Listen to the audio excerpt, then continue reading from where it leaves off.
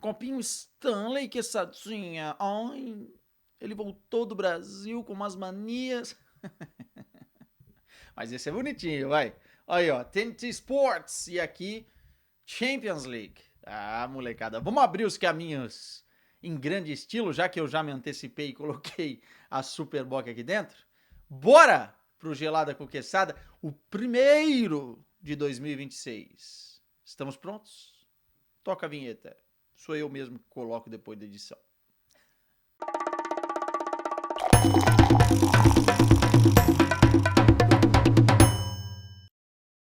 Molecada, vamos lá, sem perder muito tempo, tá? Porque vocês mandaram muitas perguntas na caixinha lá do Instagram e eu quero dar moral pra muita gente, por isso a gente vai na pegada hoje, o Gelada, tá? E óbvio que teremos que falar do Corinthians, porque muita gente me mandou mensagem, especialmente porque estamos no dia depois do jogo contra o Santos, o empate por 1-1 na Vila Belmiro, e eu não fiz um vídeo pós-jogo, né? E o Carlos Giovanni.cg11 mandou: Fala, Quesada, vai fazer os pós-jogos do Corinthians no Paulistão? Sim e não. Não de todos os jogos, porque vai ter alguns que eu não vou conseguir acompanhar. A ideia é fazer dos principais, né? E na reta final, obviamente, teremos mais vídeos aqui. Se o Corinthians se classificar, acho que vai se classificar. Entretanto, o jogo contra o Santos estava programado para eu fazer um pós-jogo aqui pra gente conversar da partida. Mas eu não consegui, cara, porque primeiro que o jogo foi tarde e eu cheguei arrebentado da Tchequia. A Tchequia já arrebentou com vocês? Pois é, comigo arrebentou. Me tirou a alma, me tirou a vida. E eu, e eu acabei dormindo, bicho. Porque, ó, eu saí de Praga, fui pra Amsterdã, de Amsterdã uma escala e vim pro Porto. E aí, bicho, eu consegui assistir o jogo entre Vitória Pilsen e Porto, um pouco ali também, quase dormindo, e depois eu não vi o jogo do Corinthians. Não é desculpa, depois eu assisti hoje de manhã e quero falar um pouquinho sobre o jogo. Então vamos lá. Não me incomoda, tá? Erros pontuais de arbitragem. É óbvio que a gente tem que criticar, é óbvio que a gente tem que avaliar. Eu não fico falando muito de arbitragem aqui, mas um erro é humano, né? O Hugo Souza, por exemplo, para mim errou. Poderia ter feito melhor no gol de empate do Santos nos minutos finais, a falta do Gabigol. Não no posicionamento da barreira, mas a forma com que ele aborda o lance, mesmo com a força da batida, ele poderia ter feito melhor. Pelo goleiro que é, né? A gente só cobra de quem pode. O Yuri Alberto poderia ter feito melhor no pênalti que ele perdeu. Aliás, o Yuri é um caso de estudo, a gente já vai falar de novo sobre isso. Entretanto, cara, o que me incomoda é um árbitro tornar um jogo de futebol extremamente chato de se assistir. E foi o que o árbitro ontem fez na partida, assim. Eu não sei se ele estava em busca de protagonismo, eu não sei se ele estava perdido, eu não sei se ele estava num dia horroroso. Eu só sei que foi duro que ele aprontou. Quantos cartões amarelos, cara? 13 cartões amarelos, parando o jogo a todo momento. Ele deu cartão para os dois treinadores, o Voivoda e o Dorival. O pessoal entrava do banco de reservas, era cartão. Óbvio, alguns merecidos, mas, cara, para tentar controlar um jogo, o árbitro, ele não pode sair parando toda hora, distribuindo cartões, perdido, falando demais. O jogo não rolava, não tem dinâmica, sacou? E assim, é óbvio que isso acontece aqui na Europa em algum grau, em vários jogos, mas a gente também critica. E não pode um Santos e Corinthians ter uma qualidade de arbitragem dessa. Então, por mais que ele errou, e errou da forma que o fez no lance da falta do Gabigol, porque não foi falta do Gustavo Henrique, inclusive o jogador do Santos pisa no tornozelo do Gustavo Henrique. O que mais me incomodou nem foi isso, cara. O que mais me incomodou foi o jeito que ele geriu a partida, assim. É de estragar o espetáculo. Se eu tivesse na Vila Belmiro e tivesse pago o ingresso para assistir o jogo, eu estaria pistola, pistola. Dito isso, o Santos muito abaixo do que precisa ser. Acho que é um time muito frágil, vulnerável, deu muitos espaços pro Corinthians, perdeu o meio campo pro Corinthians. Gostei muito da partida do Matheus, gostei da partida do André. Acho que o Corinthians controlou muito bem as ações em vários momentos, conseguiu acionar o Yuri Alberto em vários momentos nas costas da defesa do Santos, criou as principais oportunidades e o empate é muito melhor devido às circunstâncias e o jogo que fez para o Santos do que para o Corinthians, né? O Yuri é um jogador muito, muito, muito diferente em vários aspectos. Já vimos que ele não pode ser o grande protagonista do Corinthians. Ele divide muito bem esse protagonismo quando ele é o segundo ou o terceiro. Quando está o Memphis em campo, quando está o Garro em campo. Quando estava o Roger Guedes em campo nessa época, o Yuri rende mais, porque o foco total vai em outros jogadores e ele acaba se destacando mais. E a questão da penalidade, a gente vai ter que entender se o Yuri tem que continuar batendo pênalti ou não, né? Assim, não é a primeira vez que ele perde, não é a primeira vez que ele perde um decisivo, mas faz falta, né? Tudo bem que ele cria a jogada do pênalti, né? E por isso que eu estou elogiando ele aqui. É um jogador que tem muita velocidade, é um jogador para você jogar em progressão, mas ao mesmo tempo não pode perder, né? Faz os mais difíceis, erra os mais fáceis. O Yuri precisa mentalmente entregar mais se ele quer dar um passo a mais na carreira dele, porque senão ele vai ser sempre isso. E ele é útil para o Corinthians, né? Agora, se ele quer dar um passo a mais na carreira, se ele quer jogar no futebol europeu numa boa equipe, se ele quer jogar na seleção brasileira, ele vai precisar fazer melhor, né? E aí eu não sei se é uma questão só mental, ou se é uma questão de tomada de decisão, ou se é uma questão, enfim, de trabalho específico em determinados momentos, mas o Yuri precisa evoluir, né? E essa evolução tá passando, o carro tá passando e o Yuri não consegue. Ele fez um bom jogo, tá? Para mim se não o melhor jogador do Corinthians, é um dos melhores jogadores do Corinthians contra o Santos, mesmo perdendo o pênalti. E é um dos melhores jogadores do Corinthians há muito tempo. Mas, volto a dizer, a gente só cobra de quem tem potencial para. E o Yuri tem, cara. Se você vê o nível de finalização dele em alguns momentos, né, em alguns jogos, você consegue entender. Quando o São Paulo foi assim, né? Enfim, perde o mais fácil e faz o mais difícil, né? Uma finalização dele de fora da área com a bola fugindo para a esquerda, que ele bate cruzado e consegue quase surpreender. É impressionante a capacidade que ele tem. Então, pela capacidade face ao que ele entrega, eu vou sempre ser o cara que vai cobrar mais, porque senão ele não vai chegar mais longe, né? O Hugo falhou, não gosto do discurso, a bola veio muito forte, veio, tudo bem, mas aquela bola, o goleiro de seleção brasileira tem que pegar. O Hugo tem crédito, tá? É um erro pontual, como eu disse, pode acontecer, mas eu espero nesse tipo de lance que o Hugo faça melhor. Eu acho que até ele mesmo espera, né? Mas no mais, acho que o Corinthians, tendo o time titular, voltando os caras, eu acho que o Corinthians vai ser competitivo nessa temporada. Não sei se para um campeonato longo de pontos corridos como é o Campeonato Brasileiro, mas acho que nesse momento, mais do que cobrar, é preciso dar tempo, né? Especialmente para o Dorival, porque o tempo foi muito curto de preparação, de pré-temporada, e dá para ver algumas evoluções. Gostei muito do André Felipe mais uma vez. Outro dia eu falei que ele tinha feito o primeiro gol como profissional. Acho que foi até o dia que eu fui fazer o jogo lá na Neoquímica, né? Mas na verdade já tinha feito mais. Bom jogador, viu? Muito bom jogador. Acho que o Corinthians tem que trabalhar para que ele jogue mais vezes, mais oportunidades, né? Coisa que o Corinthians às vezes não faz com a molecada da base e é motivo de crítica, né? Muito porque, ou não fazia mais, né? Num passado recente. Porque contrata um jogador meia boca e que vai ficar com o lugar do moleque da base. O Corinthians precisa apostar mais na sua base. Dá para ver em alguns jogadores isso, né? O caso do Breno Bidon e outros. E o André é um desses casos. Curtinhas aqui, ó, pra gente não perder tempo. Molhei o bico. Guizinho mandou, eu te amo. O Renato Tomás mandou uma aqui proibidona, não vou ler, viu? Não vou ler, não. Tem criança assistindo. Acho que, sei lá, espero que não, mas enfim. O Raudrey mandou. Se der tempo em Praga, bebe cerveja gelada ou natural? Cara, a cerveja mais quente lá, né? Assim, não achei. Eu já tinha ido para Praga, mas faz muito tempo, fazia muito tempo que isso aconteceu.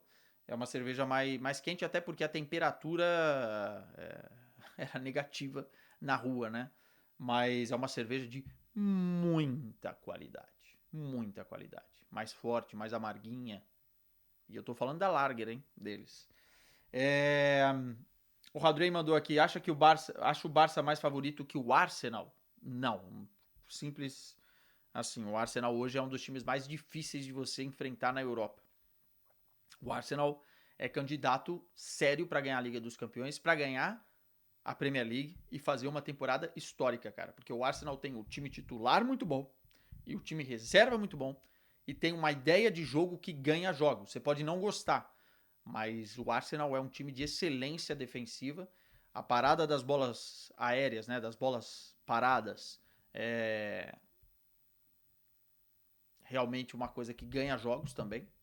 Então, eu acho que o Arsenal é nesse momento um time mais completo do que o Barcelona. Não estou dizendo que o Barcelona não tem capacidade de competir ou que o Barcelona ofensivamente não pode ser mais atrativo, mas eu estou falando de time completo. Então, hoje, se o Barça pudesse fugir de alguns adversários, o Arsenal, ou qualquer outro clube, né? O Arsenal seria um clube para evitar.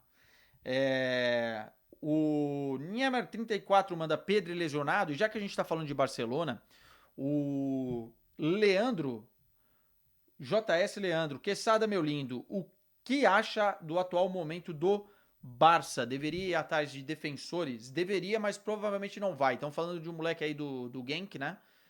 Para tentar contratar.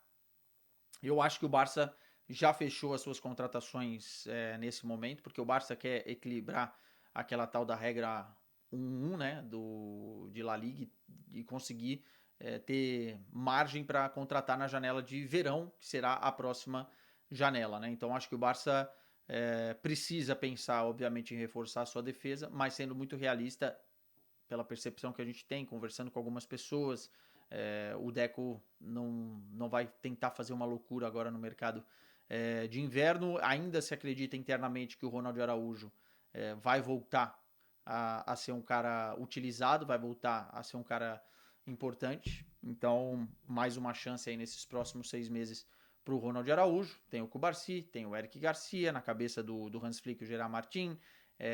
Enfim, tem opções, né?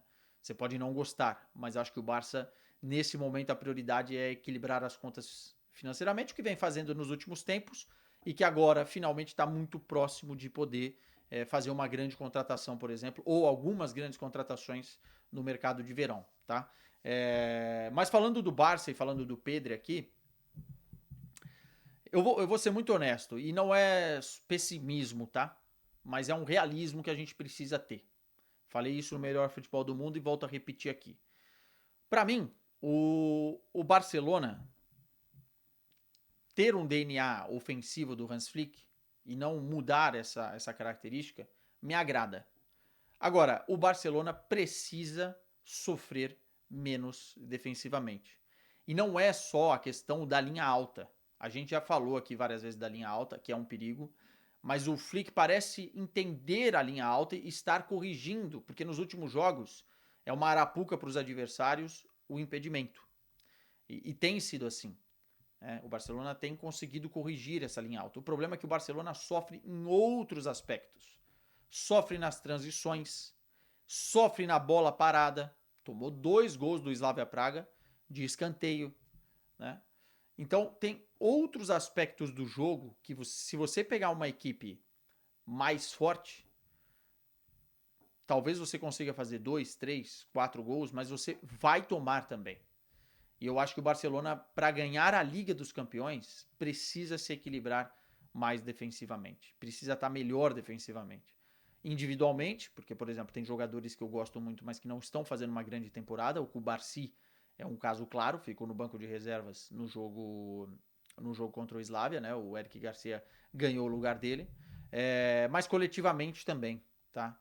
Tomar 2 gols do Slavia de escanteio, tomar 3 gols do Clube Bruges, são exemplos, porque nas últimas, e esse dado é impressionante, nos últimos 10 jogos de Champions, o Barça sofreu gol contra todos os adversários. E aí, cara, fica muito difícil você projetar uma equipe vencedora de Champions com essa fragilidade defensiva em diversos aspectos, tá? Então, acho que o Barça precisa buscar isso. O Hans Flick falou sobre isso pra gente depois do jogo, ele deu uma resposta falando, não, a questão da bola parada foi pontual do Slavia, mas a gente sabe que não é verdade. E depois na coletiva ele fala que ainda tem tempo para melhorar.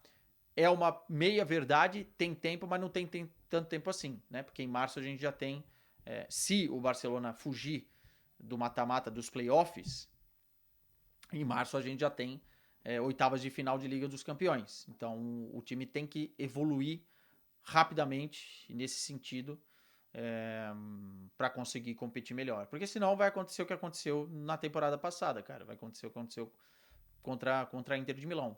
Você faz a quantidade de gols e depois você toma uma quantidade de gols e é eliminado em 2 partidas, e que o Barça foi, na minha concepção, melhor que a Inter de Milão. Talvez o primeiro jogo a Inter tenha sido melhor em alguns momentos, o segundo melhor em alguns momentos, mas o Barcelona como um todo tinha condições de ir para a final, né? E não foi.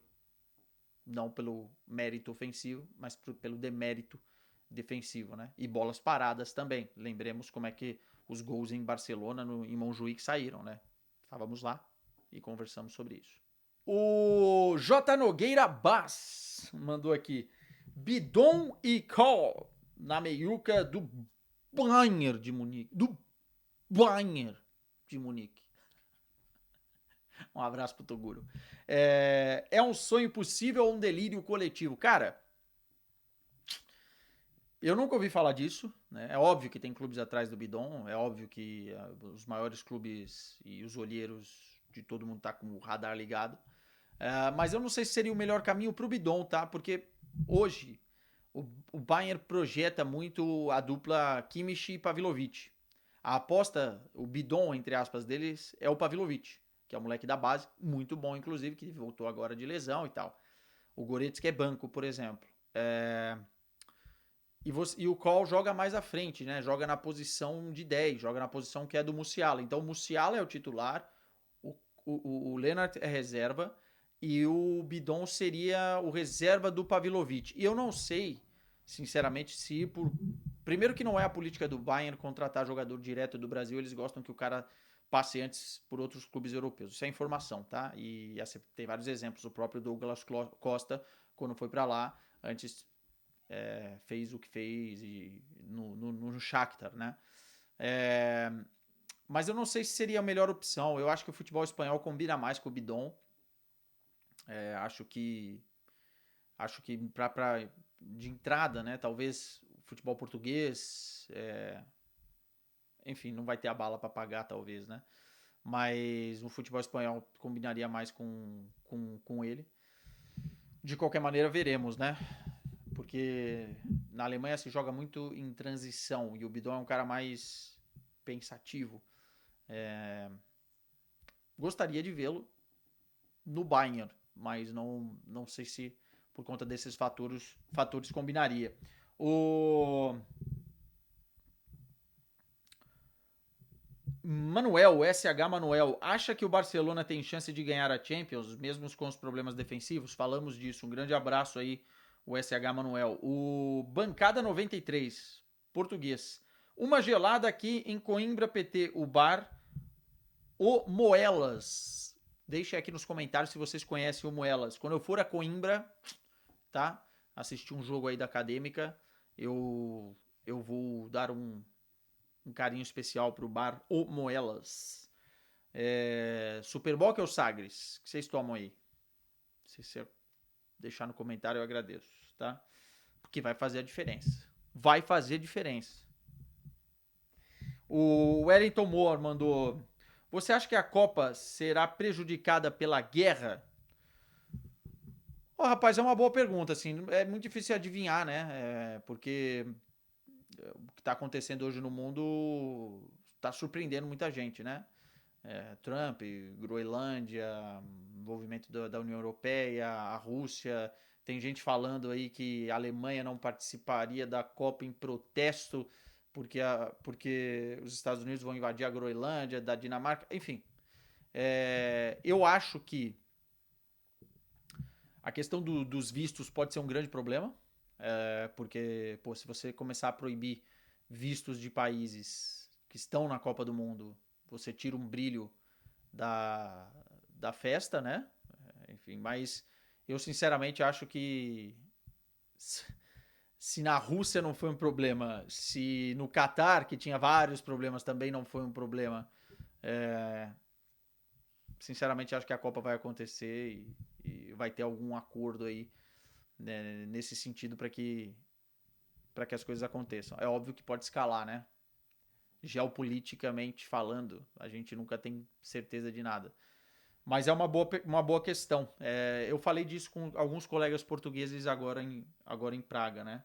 Veremos. Eu também não sei se vou para a Copa ainda, então não sei se vou passar por algum apuro na questão de visto e outras paradas. Vamos ver. Vamos acompanhando essa novela. Road Big Dream, sempre com a gente aqui, né? Sugestões do que fazer quando a temperatura está na casa dos -10. Amor. Amor é sempre bom, né? Ó, queima caloria, aproxima-te do teu companheiro ou companheira. E no frio é a melhor opção.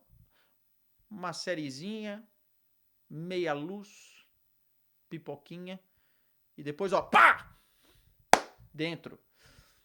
Não sei. Acho que tomar um negocinho, né, é legal. Só que o que eu gostei muito e que eu gosto de países preparados para o frio, que não é o caso de Portugal. Atenção, as casas portuguesas e os estabelecimentos portugueses, eles são gelados, às vezes mais gelados do que a própria rua, porque aqui os caras fizeram dessa forma, né? Como não faz tanto frio comparativamente com outros lugares. Em Praga, pô, você tá num bar, tá de camiseta, né? Tá de t-shirt, não tá de casaco, não é preciso, né? Então eu acho que por ser muito preparado dá pra fazer tudo, inclusive o amor.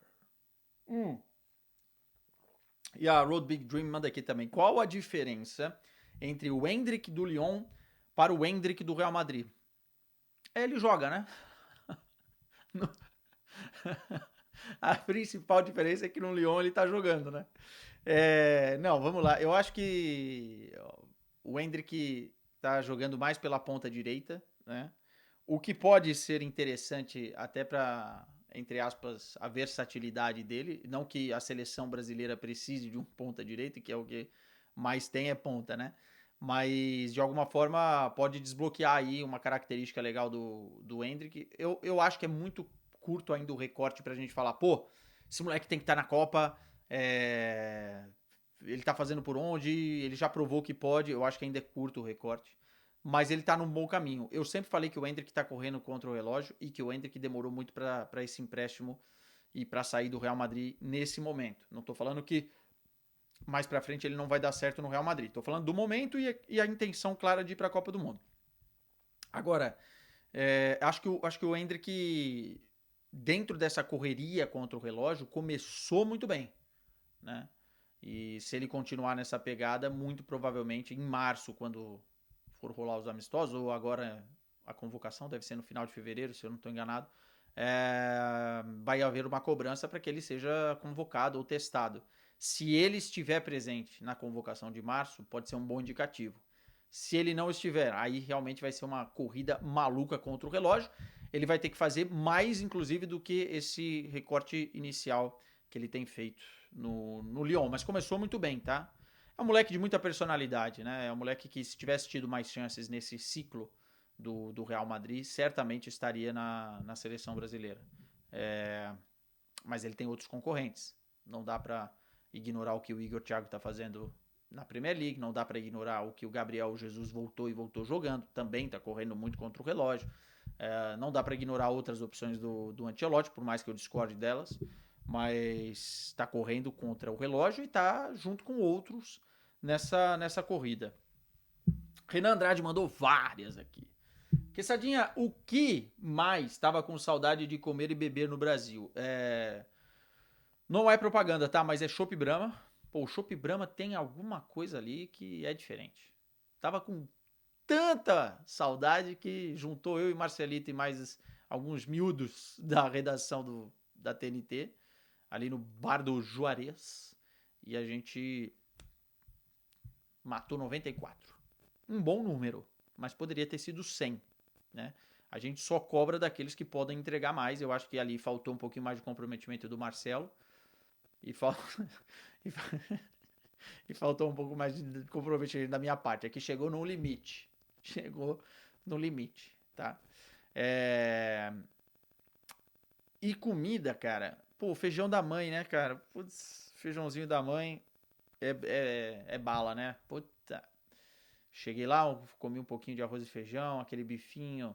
O PF brasileiro é uma coisa que dá vontade e dá saudades. Tem aqui em Portugal também, mas o feijão feito na panela de pressão é outra coisa. O que acontece aqui em Portugal? Geralmente nos lugares o feijão é de lata. Então o cara pega o feijão, abre a lata, joga na panela, faz ali um bem bolado com bacon, se fizer, porque tem alguns lugares que não fazem, e aí você, né, coloca ali uma carninha, um bacon e tal, dá uma refogada e, e o feijão não fica a mesma coisa, porque é de lata. Agora, aquele feijãozinho de pressão, bem feito pela mamãe, complicado. E ele manda aqui também, Arthurito, o que está achando dos movimentos do Timão na janela e do Marcelo Paz?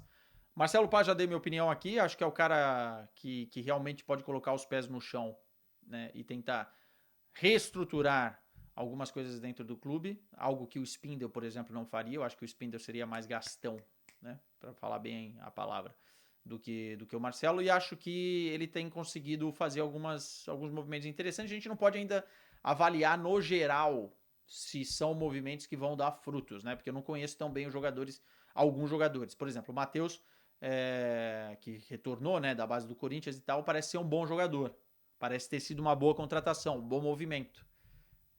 E com criatividade, né? Mais do que você ter grana, que o Corinthians não pode se dar o luxo de gastar, você tem que ser criativo. O Milan que tá chegando aí, enfim. Vamos avaliar. Mas eu tô gostando. Acho que falta ainda ser criativo em algumas posições. E alguns jogadores que a gente viu aí, especialmente no jogo contra o Red Bull Bragantino, não tem condição de jogar no Corinthians. Mas o Gabriel Paulista me parece ser um bom movimento. O Milan, enfim, vamos ver o Matheus. Acho que o Corinthians está nessa ordem legal. E eu acho realmente, cara, que tem que dar oportunidade para a molecada da base, tá? E isso vai fazer muita diferença para o Corinthians na questão financeira de venda de jogadores, né? Um próprio Guinegão, o próprio Bidon, enfim. Eu acho que só dando oportunidades que você valoriza, né? Meio óbvio, né? Mas às vezes o óbvio é o melhor a se dizer. O Renan mandou várias, cara. Muito bem, Arthurito, você é o cara. O que mais e menos gostou da viagem do Brasil? Falamos bastante já de Brasil, né? Inclusive fiz uma cobertura nos meus stories sobre essa viagem. Então, o B Souza 88, português, mandou aqui. Sporting e Paris Saint-Germain. Outra falha de caráter desse que vos fala. Porque eu deveria ter feito o, o vídeo pós-jogo e tava no radar também, só que eu acabei indo jantar com os amigos portugueses que estavam na Tchequia, e aí eu acabei não assistindo o jogo e não gravei. E no outro dia tinha Barcelona e tal, foi uma correria. Mas eu assisti depois os melhores momentos e mais do que o jogo em si, que eu não vou fazer uma análise aqui, mas falar da importância da vitória, né? Assim, o Sporting tem feito boas prestações, né? O Sporting venceu o Manchester City da forma que venceu na temporada anterior com o Rubem Amorim, naquele momento de despedida do Rubem Amorim, né? E agora com o Rui Borges consegue uma vitória grande contra o Paris Saint-Germain. Acho que foi uma vitória mais de senso de oportunidade do que propriamente da forma com que o Sporting dominou o Paris Saint-Germain, porque o Paris Saint-Germain teve mais oportunidades, teve controle do jogo, teve controle da bola, poderia ter sido mais eficaz. Mas, meu irmão, não tem como você comparar orçamentos. Mas você só fala da parte financeira. E aí? Um time capaz de contratar um Kvaratskhelia no meio da janela de transferências por 70, 80 milhões de euros é outro nível em termos do que você cobra, né? E aí o Sporting armou muito bem a equipe, muito, muito bem vincada a ideia de jogo. Se fala muito aqui em Portugal que o Rui Borges não ganha jogos grandes. Essa foi uma grande resposta para essa grande afirmação. E o Sporting não tinha o Yulmond, o Sporting não tinha o Diomandé, o Sporting não tinha o Pedro Gonçalves, não tinha o Kenda. Então, mesmo assim, conseguiu arrancar um grande resultado. Agora, ponto importante aqui. O Sporting tem feito grandes contratações de centroavantes de ponta de lança, hein? Porque o Gyökeres contratou, fez o que fez e vendeu pelo que vendeu. E agora o Luis Soares, o Sporting vai fazer uma grande venda aí, hein? Se preparem, sportinguistas, para colocar no bolso uns 60, 70. E vamos ver, hein, se para por aí. Milhões de euros. Acho que o Luis Soares é um jogador com características diferentes do Gyökeres. É um jogador mais de bola no pé, mais posicional, um cara que está sempre bem colocado dentro da área, sabe fazer gol e já tem mais de 20 gols na temporada. Então, atenção, hein? Acho que o Sporting achou uma outra, entre aspas, mina de ouro com esse colombiano aí. Dudu Reals mandou, tem que voltar com os convidados, era bom demais. Eu também acho. É que é muito complicado conciliar a agenda e fazer a produção, já falei disso, né? Porque, pô, tem que ser quando o cara pode, e aí era ao vivo. Vocês lembram? Era ao vivo com os convidados, mas pode ser que em alguns momentos nesse ano de 2026 a gente tenha isso novamente, tá? Não tô prometendo, porque quando eu prometo depois eu não cumpro, eu fico triste. Mas um abraço pro Dudu aí.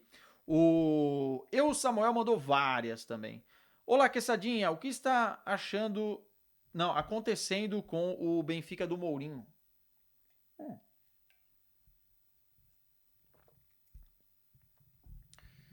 Essa até que não é tão difícil de explicar, né?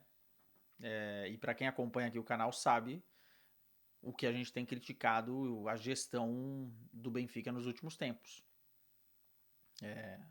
Volto a dizer aqui, não sei como o Rui Costa, a chapa do Rui Costa, venceu as eleições com a porcentagem que venceu, acho que foi 65%, posso estar enganado, tá?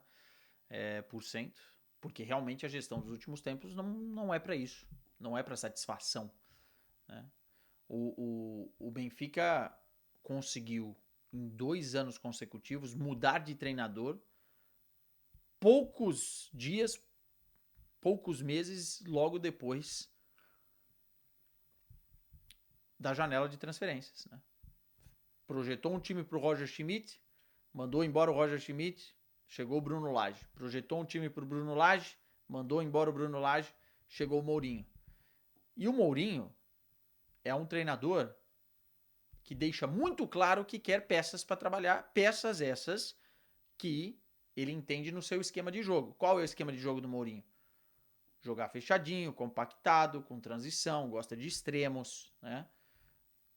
E o time foi montado para o esquema de jogo do Bruno Lage, que é totalmente diferente. Barrenechea, Richard Rios, enfim.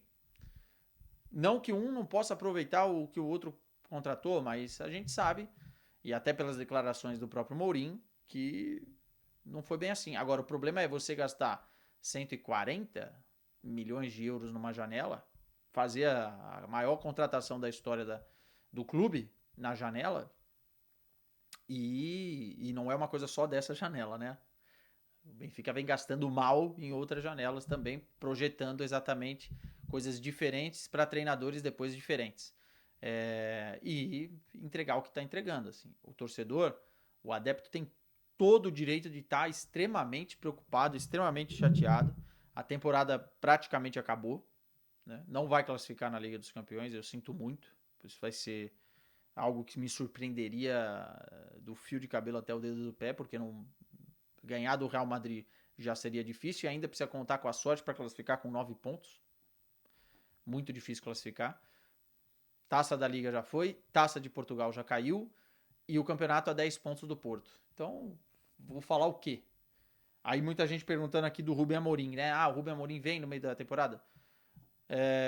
Pode ser, no meio da temporada, no meio do ano, no início da próxima temporada, pode ser. O Mourinho tem um contrato de 1 ano com opção de renovar por mais um, do jeito que foi essa temporada, muito provavelmente não vai ficar. Até porque também continua falando e criticando muito o próprio plantel, comparando com outros plantéis, assim como ele fazia no Fenerbahçe quando também veio aqui jogar contra o Benfica. Mas Se eu acho que o Rubem Amorim é uma solução, mas aí você tem que montar um time pro Rubem Amorim, né? Pode ser uma ótima solução. O Rubem Amorim é muito bom treinador. Mas a gente já viu que o Rubem Amorim tem o esquema dele. E é fiel ao esquema dele. Então vai jogar com 3 zagueiros. Tem que montar um time que tenha alas com o perfil que ele quer. Não é um treinador que joga com extremos. É um jogador que joga com 2 homens mais um ponta de lança. 2 armadores com capacidade de chegada. Né? E aí você traz o Rafa, traz o Luque Bacchio, traz... e depois você vai jogar o time na mão do Rubem Amorim. É o mesmo erro de sempre, né? Aí vai ter que gastar quanto na janela para conseguir. Então, é complicado, cara. É um ciclo muito difícil que o Benfica vem se enfiando nos últimos tempos e se reflete na forma da equipe. E com o dinheiro que o Benfica tem, com a estabilidade financeira que conseguiu nos últimos tempos, com a capacidade de vender jogadores que tem, era de se esperar muito mais. O João Souza mandou aqui. Quesada, qual seria a melhor opção para substituir o Pedri? Lembrando que o Pedri se lesionou, deve ficar um mês fora, se correr tudo bem, né? E é muito difícil você substituir o Pedri pelas características, né? Você tem ali alguns jogadores que de repente podem fazer essa função, o Marco Bernal e tal, mas eu colocaria o Eric Garcia de volante e o De Jong fazendo mais essa função de controle de jogo no meio-campo, até porque o De Jong tá muito bem, né? Fez um grande jogo contra o Slavia Praga. E aí você coloca o Eric Garcia, que também é um cara que protege melhor a defesa. Eu faria isso. Deixaria o Firmino não tem como tirar do time. 25 jogos, 10 gols, 10 assistências. Então, basicamente, faria isso. Tá? Entendo quem não é a mesma característica, mas quando o De Jong estava fora, o Eric Garcia fez uma boa dupla com o Pedri. Talvez repita isso dessa outra forma. O Cauã011 mandou sua avaliação para a janela do Corinthians até o momento. Já falamos sobre isso. Um abraço pro Cauã. Rapaz, muita gente perguntando da viagem do Brasil, hein? Foi maravilhosa, gente. Foi uma delícia. Vi todo mundo que eu queria ver. Quer dizer, quase todo mundo, né? O Léo Marrão mandou: já comeu, opa, francesinha? Da taberna belga em Braga? Já. E gostei. Só que é o seguinte: é um debate, né? Porque é uma francesinha diferente. O molho é mais claro, né? É um molho mais alaranjado, porque tem mais mostarda. E é bem diferente do molho do Porto. Então é um debate muito grande. Eu gostei dos dois, mas são duas coisas bem distintas. Não dá, por exemplo, eu falar assim: a taberna belga tem uma melhor francesinha do que o Yuco no Porto. Não posso, porque são coisas bem diferentes. Eu gosto mais do molho tradicional do que daquele molho, mas eu confesso que faz tempo que eu não como uma francesinha, agora deu até vontade, né? Francesinha é aquele tipo de prato que você não pode comer toda semana, né? Senão você vai ter que tomar Monjaro em algum momento.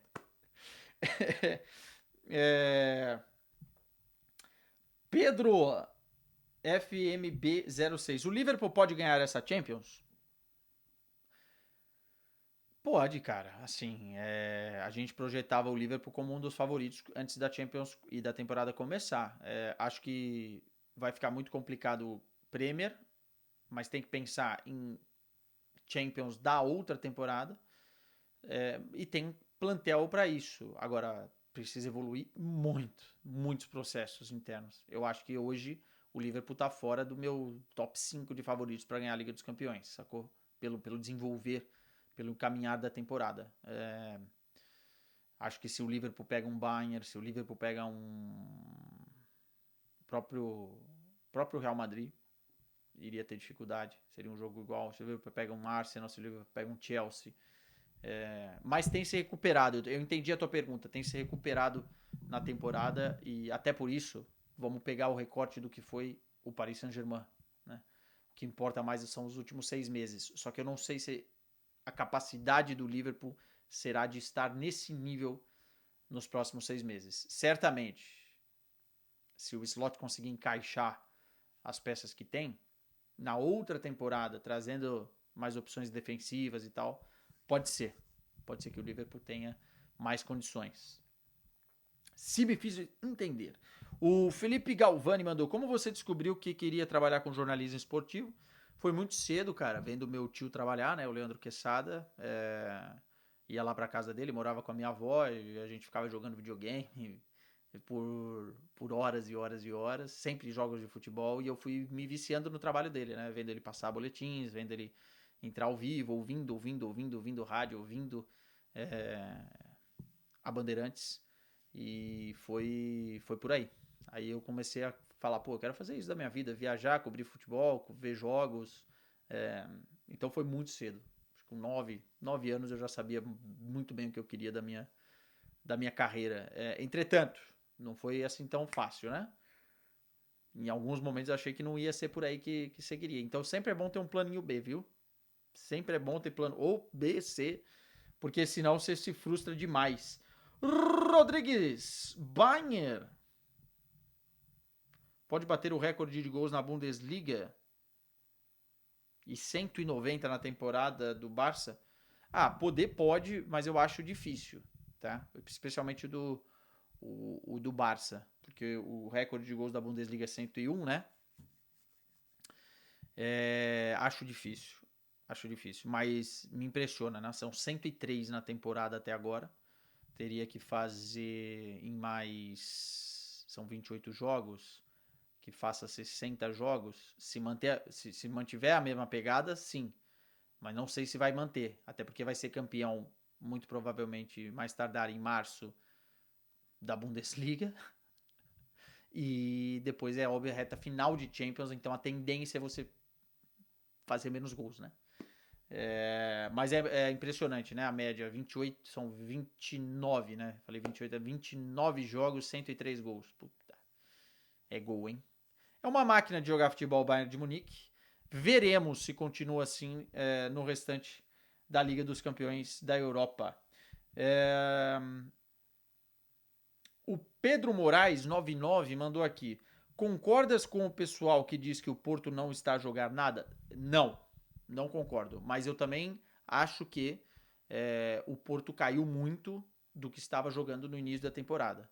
Acho que tem contado um pouco com a sorte em determinados momentos. Acho que a solidez defensiva, essa permanece, mas precisa se encaixar melhor ofensivamente, né? É óbvio que tivemos algumas lesões aí, tivemos algumas coisas para comentar do Porto, mas eu acho que precisa render mais. Alguns jogadores estão rendendo menos do que estavam no início da temporada, né? Borja Sans, PP. Eu acho que o sistema também, de repente, em alguns jogos em que o Porto sai na frente e tenta manter o resultado, atrapalha um pouco daquilo que a gente estava vendo no início da temporada. Mas dizer que o Porto não está jogando nada, acho um pouco exagerado, tá? Mas certamente é um nível inferior ao que já vimos. O Giuliani mandou: o que você acha da torcida da Roma? A torcida apaixonada. Eu nunca fiz jogo lá, agora que eu tô pensando. Eu já fiz jogo em Roma, mas foi da Lazio.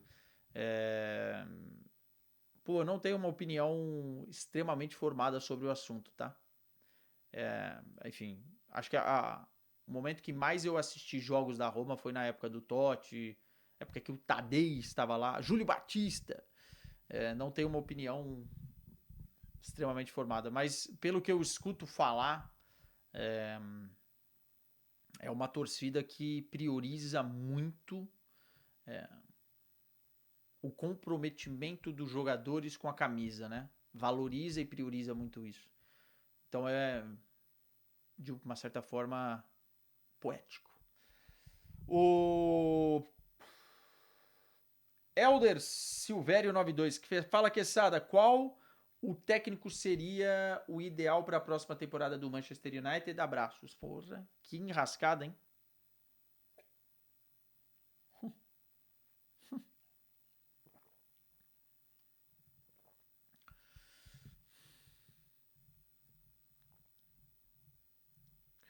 É difícil essa, hein? É muito difícil essa, hein? Porque eu vou colocar algum treinador aqui em problemas.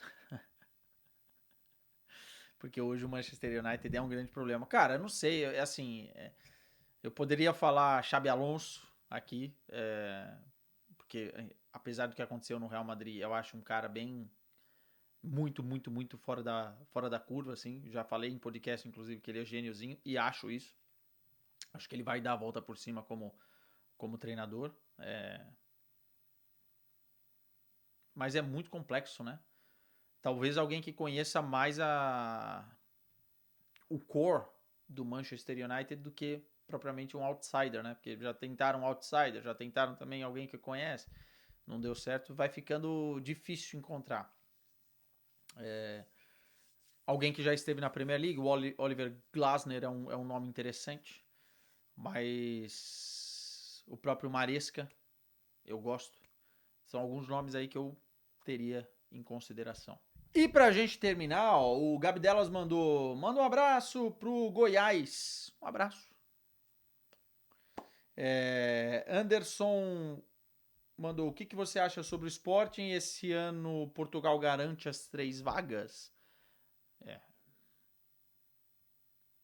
As 3 vagas vai ser difícil, né? Mas acho que o Sporting tem condições de beliscar de repente com uma sorte aí umas quartas de final de Liga dos Campeões, tá? Estou sendo ousado? O Benfica chegou na temporada passada, né? Não vou me iludir de semifinal. Semifinal, um português não chega desde 2004, quando o Porto foi campeão. Mas umas quartas de final seria uma boa, até pela pontuação e tal, do ranking. E o Darlis Oliveira mandou 2 aqui, ó. Mas ele mandou: Quesada, como foi assistir o jogo do Corinthians na Arena depois de muito tempo? Foi excelente, bicho.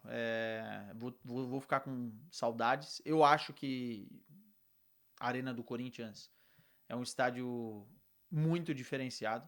Não pagou, mas tem que pagar, né? Mas o estádio é realmente de padrão europeu,